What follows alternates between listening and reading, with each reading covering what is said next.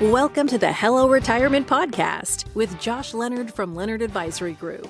In this podcast, we help those nearing retirement greet it with a well-prepared smile. Join Josh and his guests to learn the retirement and tax planning tips you need so you too can live your golden years with the happiness and excitement you deserve. Hear stories from his years of experience to help you transition into a fun and intentional retirement. Now, on to the show. Welcome to Hello Retirement with your host, Josh Leonard, where we talk about transitioning into retirement with intent. I'm Wendy McConnell. So we're going to talk about some scary things today, Josh. Yeah, we're going to talk about fears and addressing risk and fears. But, Wendy, what's your biggest fear? What are you afraid of? Heights. Heights? Heights. I can't do it. So tell me a little bit more about that. Well, I'm okay like on the top of a building as long as it's a stable building like the Empire State Building. I feel a little woozy looking down, but I can handle it. What I absolutely cannot handle, a Ferris wheel. Oh, okay. I start to hyperventilate. Like I can't look down. Like I just get panic stricken. Oh, wow. So you're not going to the Grand Canyon to walk on that glass floor that kind of extends over anytime soon? No, I think I would do that. I think maybe it's the being up in the motion part that freaks me out. Okay. Yeah, I think so I could. Skydiving's out of the question. Oh, no. I would definitely die of a heart attack. There's no doubt. Okay. Has that been stable your whole life or? No, I didn't really notice it until I got older. Okay. I used to love Ferris wheels when I was a kid, but something just happened and I just, I don't know. What about you? Are you afraid of Ferris wheels too? But go ahead, say it. Yeah, I'm not, I don't know. I think I'm cautious in heights. I think sometimes I'll see these videos of people that like are doing like parkour or something across buildings. And I'm like, you're crazy. That's too much for me. But I can't say that there's anything that I'm really afraid of. I think irrationally, I'm a little bit too afraid of, like if I'm at the top of a building or something and you're outside, that railing seems like a little bit more cautious than I would be on like a deck or something like that. Gotcha. But not really afraid of fears. I was reflecting back as I was preparing for today's show, and I was thinking some of my childhood fears. And I have a distinct memory of being afraid of crocodiles under my bed. So I don't know what movie or where that was generated from, but in Pittsburgh, Pennsylvania, like the risk of a crocodile under your bed as a small kid is really, really low. I mean, anything could happen, right? Yeah, well, sure. But probably the biggest risks in your life around maybe 5 to 10 years old are not crocodiles, I guess, depending on where you live, but probably more likely that I would injure myself in some way or some other health related incident. Also remember being afraid of the basement when the lights were turned off, that it was dark and sort of that fear of the dark. Like I remember sprinting up the steps. I don't know what suddenly changed when the lights turned off. We all have fears, sometimes maybe not all that rational, or sometimes we focus on fears that aren't our biggest risk. So I think today we'll talk through some risks. I think with recent market activity, everyone's been worried about the stock market. For me in retirement, that's not always the biggest risk that people are under. So we'll talk about market risk a little bit and some other risks that you should address and be aware of when preparing and in retirement. So this is going to be depressing.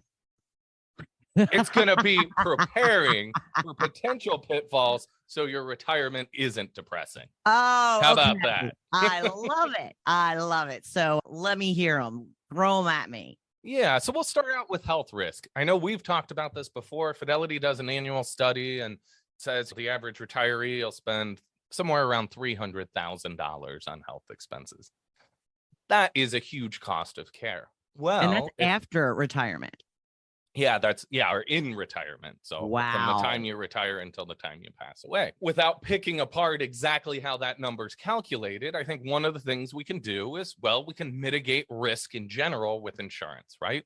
So when we transition onto Medicare, once we retire, assuming we retire at age 65 or later, we want to mitigate that risk by buying the appropriate supplements or an advantage plan, or make sure the insurance is appropriate to help mitigate that cost, especially of very large incidents. So if you were in car accident or these very unpredictable things, we want to be able to mitigate that cost so that it doesn't derail your financial plan. Yeah. Another big one with health is long-term care. So we've all heard horror stories of somebody that's been in a long-term care facility for multiple years, and really it can wipe out your wealth. My grandmother's currently in a facility, and it's nearing $10,000 a month for the total expenses for her to be there. And fortunately, she's in a position where my dad had actually set up some long-term care insurance for her years ago. So she's able to stay there for quite a while, but that's something that can really wipe out your wealth pretty quickly. In her case, her husband had passed away a long time ago, so there's not that risk of a surviving spouse. But for me and my wife, if one of us needed that extended care and it took away all of our retirement savings and left the other one with pretty much nothing, that would be a pretty big risk and would certainly leave my wife in bad shape. And I'd want to avoid that as much as possible. Mm-hmm. That's nice of you. We appreciate that as well. But many times we don't think of this, or we'll look on the surface and say, okay, long-term care insurance is really expensive. I'm just not going to address that. But we need to come up with a plan for that. So for some folks, that could even just be setting aside some money for that long-term care, even if you're only protecting blank percent, right? We have some money set aside to help address that risk in the future. Smart. I think another big one when we think about health risks, and we've seen it, unfortunately, with quite a few clients, is maybe your health deteriorates a lot quicker than you'd expect. Could be a sudden illness, whether that's cancer, Alzheimer's, or something that you have this nice bucket list and you think as soon as I retire, great, we're going to do that. And well, the market's down or something like that. So you try to wait a few years and then, well, unfortunately, you have a health issue. So we want to try to make sure we're taking advantage of things while we're still healthy, especially if one of your goals is to hike down to the bottom of the Grand Canyon. You don't want to keep pushing that off for many years, especially as you're aging. Well, and even just in general, I think so many people put off traveling until after they retire, and these things come up and there's not going to be time later. Sure. So I'd say don't worry about retirement at all. Put all your money into travel. No, Josh? All right, Wendy. All right. This is a retirement show here. Let's not get out of hand here. No, I mean, certainly I am not an advocate for save every penny and be miserable until the day you retire. Certainly you should be enjoying things. I think one of the luxuries that many folks have in retirement is that you have a little bit more time. So through the pandemic and now things opening back up, airlines have been crazy. Either things were shut down or more regulations and people didn't feel as comfortable. Or now we're seeing the prices have jumped up so much. So the cost of flying is so much higher. Well, if you're retired and you wanted to go out to the Grand Canyon and you live in Pittsburgh, well, maybe it's worth the drive and take your time getting there if you have more time. So instead of spending all that money on a flight, extend it out and maybe camp along the way or do some other fun stuff. So, Do a cross-country trip. yes, that would be. You are really intent on getting to the Grand Canyon. That's it. Well, I've already been there, so that's off my bucket list. But I know that that's a big one. Yeah. That we hear from folks. I've been fortunate enough to go 3 times to the Grand Canyon. So if you haven't been, I highly recommend. It's more than a big hole in the ground. One of these days. Okay, Wendy. See, and maybe once you retire, there you go. Yep. Getting ready for it. Sounds what else good. could be scary in our retirement years?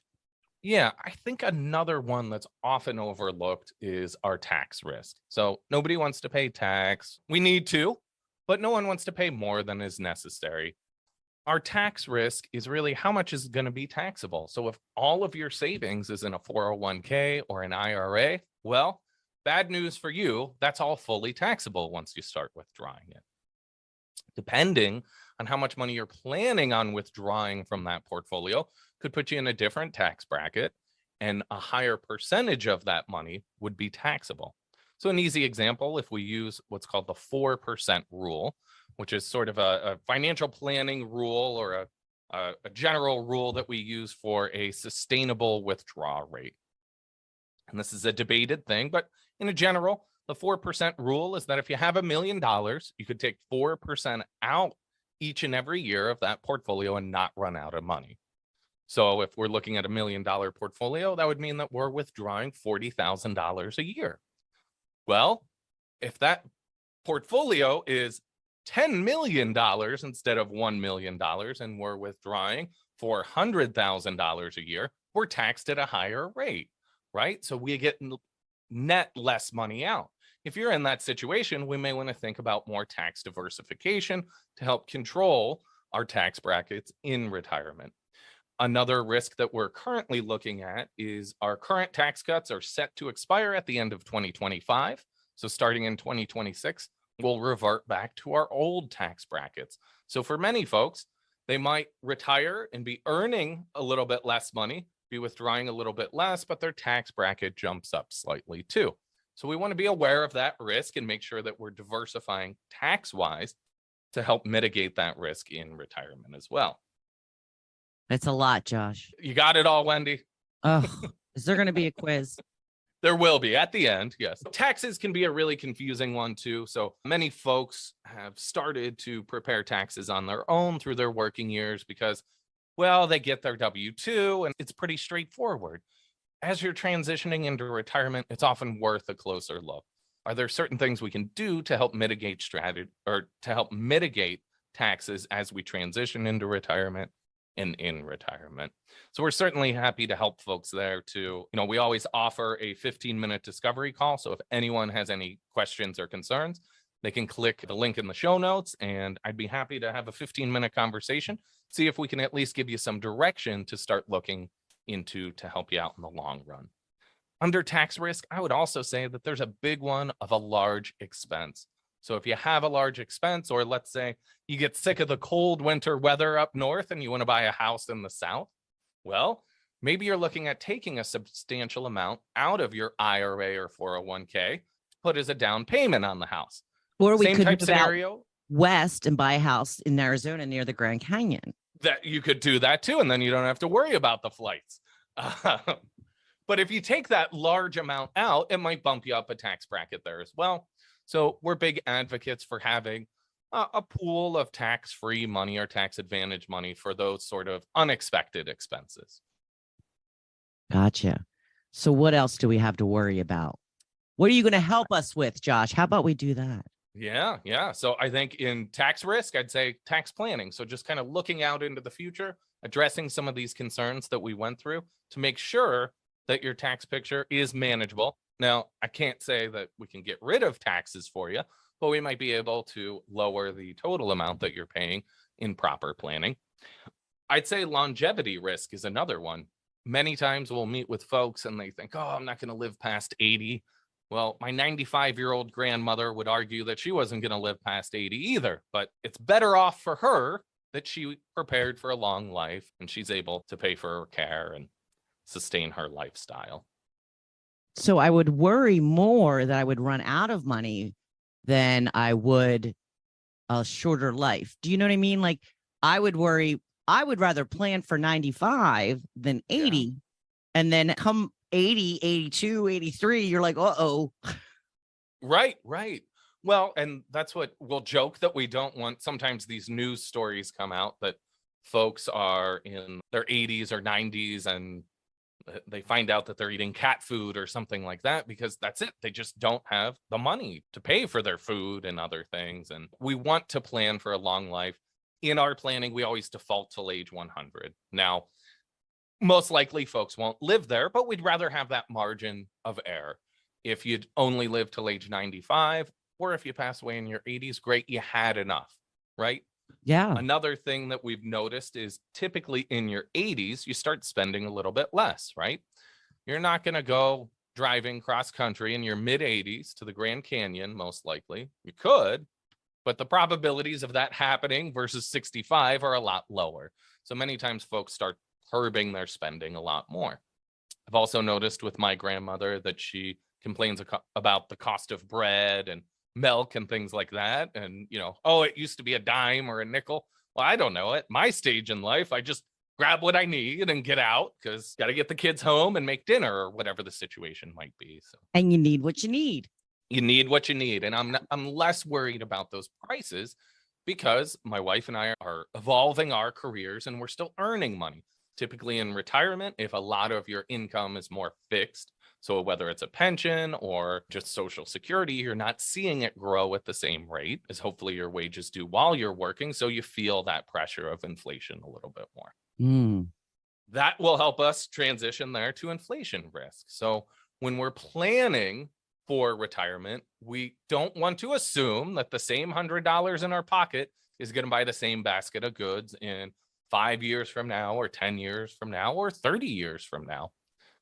I'm sure you've all felt it at the grocery store lately. Wendy, have you spent a little bit more in groceries in the last year or two? I don't know what you're talking about. Everything's been exactly the same.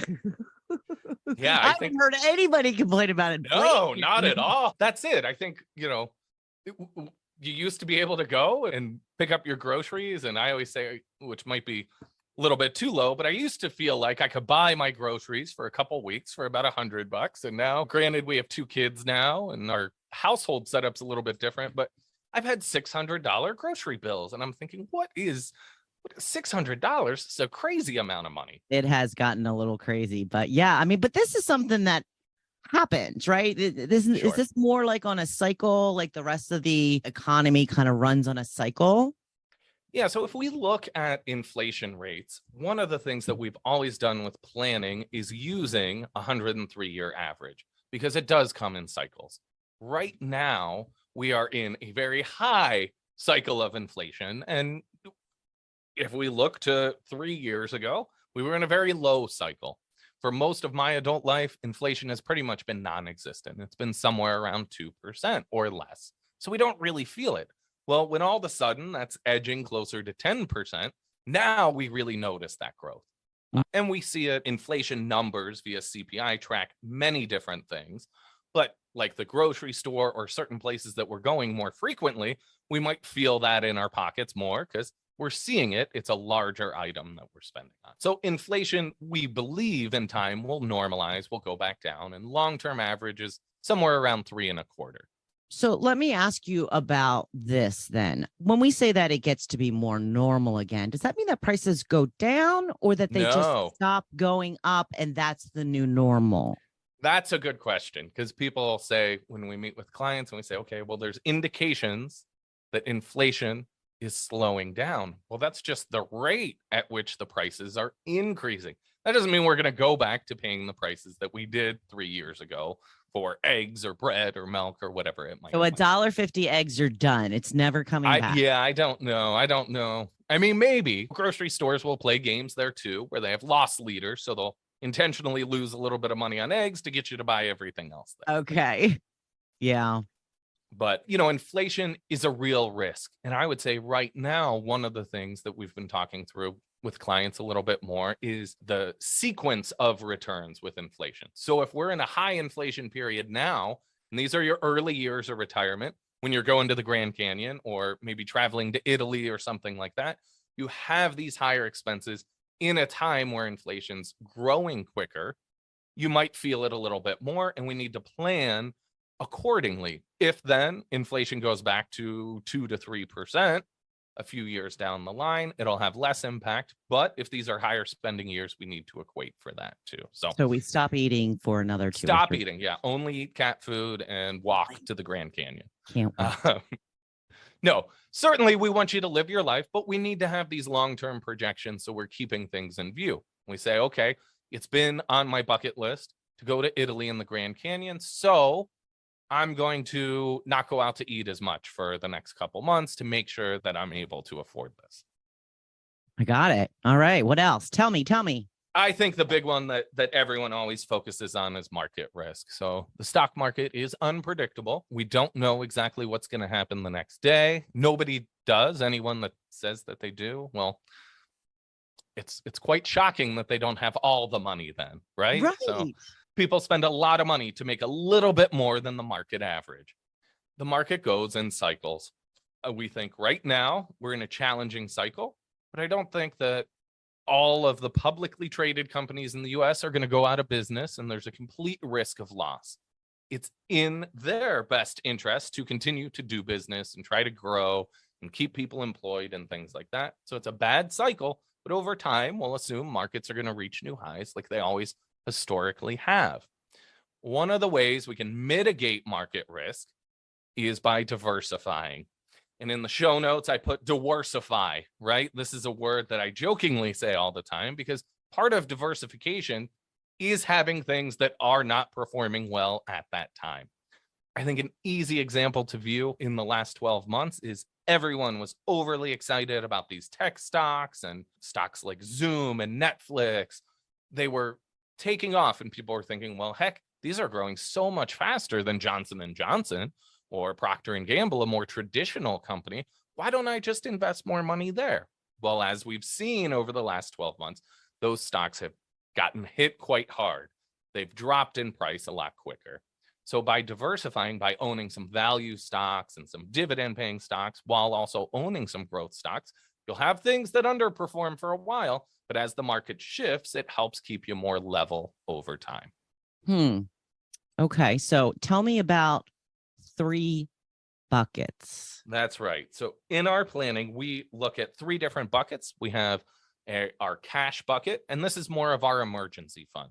So 3 to 6 months worth of expenses should be in boring conservative money, right? So cash, money markets, maybe short-term CDs, something that's pretty liquid and Easily really accessible. safe. Yeah. Yep.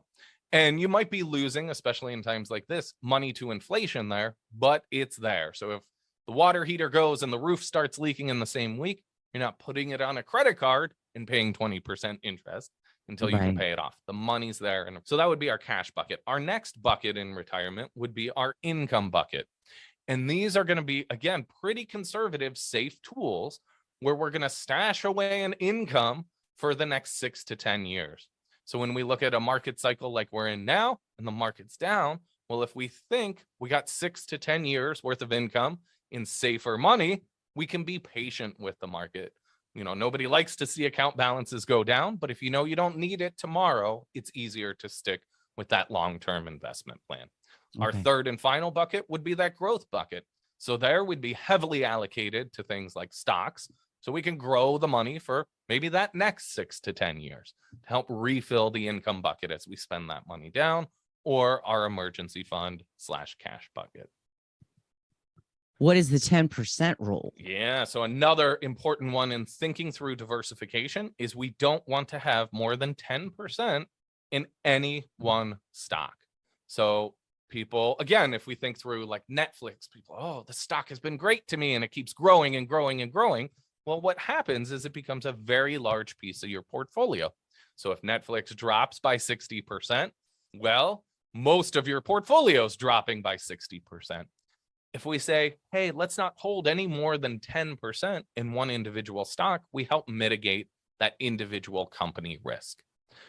We also see this happen for people that have worked for a company for a really long time. So if you were given stocks or it was part of your compensation package or you bought some through your 401k, many times people will be very closely tied with their company stock. Well, that puts us at an even bigger risk. If you're income dependent while you're still working on that company doing well, right? If they're not doing well, they might fire you. So you might lose your income, and all of your retirement investments are tied up in that company, or a large percentage, i.e. more than 10%, that can have an outsized negative impact on you. So we want to manage that. We want to say, hey, the company's been doing well. I like investing and being committed with that company. Great. Let's just not put any more than 10%. Okay. Let's talk about excess withdrawals. Yes. So this is another big risk. Everyone that we meet with, we ask them to tell us how much money they spend on a monthly basis. Does anybody know that? Nobody actually does. Okay. No, that's not true. We work with a lot of engineers. Engineers know how much money they spend. All right. The rest of us don't. Most people don't. So we'll undercut, right? We put a lot of things on the credit card and we pay it off every month. So it's not like a bad financial habit, but we don't really know what's on there, right? We might have bought Girl Scout cookies from a coworker, or there's all this little stuff that we do. When we do a budget, nobody's accounting for Girl Scout cookie buys or anything like that. So we need some slack in the budget there. Many times people aren't accounting for that. And then they say, okay, we have all of a sudden a big expense on the house, right? So now all of a sudden we need to take out maybe even $5,000 or $6,000 all of a sudden. These consecutive excess withdrawals, if we're not planning for that in the budget, we're going to get hurt. So I think houses are a big thing. Many people will say, oh, well, we've lived in the house for a long time. We've replaced a lot of things. We should be good for retirement. Well, if retirement's 30 years, things are going to break. I can guarantee it. Yeah. So we say, hey, you know what? You need to plan for somewhere between 1% and 4% of your home value annually in repairs, maintenance, updates for your house. Another rule that you could use is $1 per square foot. So in some areas, home values are extremely high for the amount of square footage you have. I hate to break it to you, but if you have a huge house, even if you got a really good deal on it, and maybe it's not worth that much, it's more space, it's more things that can go wrong. Some very large houses have 2 furnaces, right? Those are 2 furnaces that can break then. Yeah. So we need to plan accordingly. So we want to build something into a budget there. I think another one is cars. Cars die. They are a depreciating asset. The day we buy them, they're worth less the next day, and pretty much every day then until they go to the junkyard or we sell them to another person. Yeah. Cars are expensive. Many times folks will say, oh, we just retired, we bought a car, we're not driving as much. I don't know that we're going to be replacing a car. So we like to build something into the budget and plan accordingly. If you normally keep a car for 5 years or 10 years, let's take that price, divide it by the number of years, and make it like a monthly payment in your budget. So as if you're always paying for that for our long-term projections, that way it's built in. If you don't use the money, great. You can take that flight to the Grand Canyon then. Bonus. You don't have to walk. Walking, yes. Another common one we hear is a family member needs a little bit of assistance. So, maybe someone lost a job in the family or they're relocating and they need a little bit of help over the short term. It's like, Dad, I got fired. That's right. That's right. And sometimes I think we've all known someone where things will happen in twos, right? So maybe one of our clients' kids will just have their first grandchild and then be notified that they lost their job, or sometimes these things double up. So we need to plan for that. Sometimes you need to aid family members and help them out.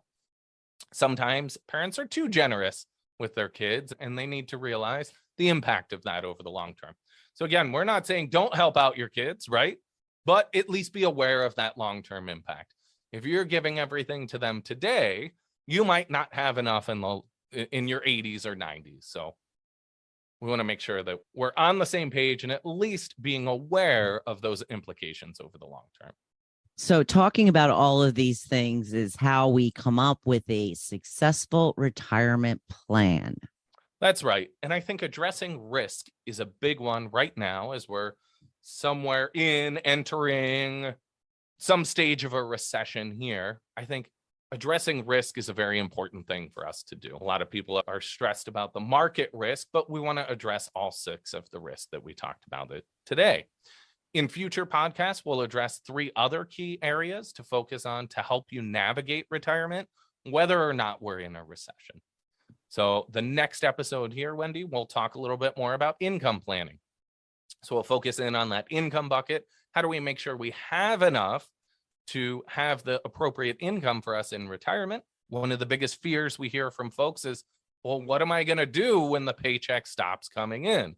Like, I've saved my whole life and now I don't even have the ability to save anymore. So paying yourself is often very hard. So income planning helps set up the appropriate framework so that you're able to do that confidently. All right, Josh. Well, how can someone get in touch with you? Yeah, they can always jump on our website, leonardadvisorygroup.com. They can shoot me an email at jleonard@leonardadvisorygroup.com or give our office a call at 412-998-PLAN. And as I mentioned earlier in the show, if any of these risks are concerning you, feel free to set up a 15-minute discovery call with me. I'd be happy to talk through it with you and see if we're able to help you further. But the 15-minute phone call is complimentary, so any listeners, we're happy to help you out. All right. Well, thank you for joining us today on Hello Retirement. Please like, follow, and share with your friends. Until next time, I'm Wendy McConnell.